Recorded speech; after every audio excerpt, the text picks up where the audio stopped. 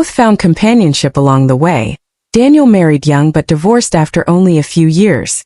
Emily had her share of relationships but none lasted.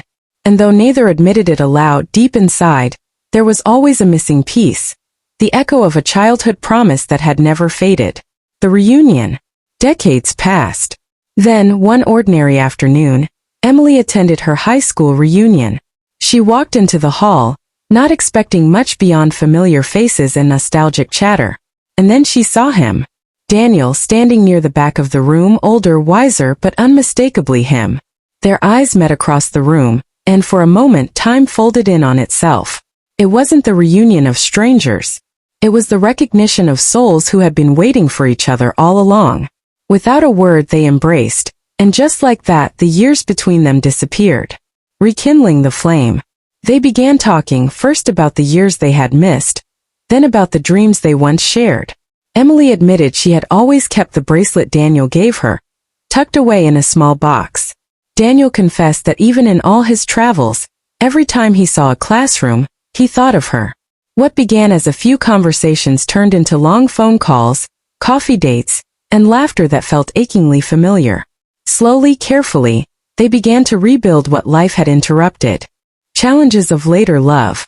But love, even when rediscovered, is not without challenges. Both carried scars from their past.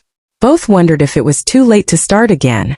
Society often tells us that love has a window, that it belongs to the young. But Daniel and Emily proved otherwise. They learned to embrace not only the joy of finding each other, but also the wisdom that comes with age. And with that wisdom came patience, forgiveness, and the courage to love again.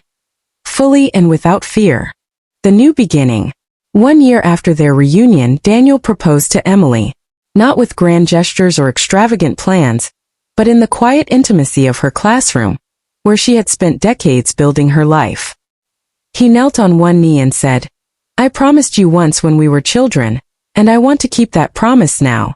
Emily, tears streaming down her face, said yes. Their wedding was small but beautiful, filled with friends, family, and the unshakable knowledge that some loves are written in the stars. Lastly, Daniel and Emily's story reminds us that love is not bound by time, distance, or age. True love, the kind that grows quietly in childhood and lingers in the heart, will always find its way back. Perhaps you too have someone from your past you still think of. Maybe it's a lesson that the heart never forgets. And that sometimes, love isn't lost at all.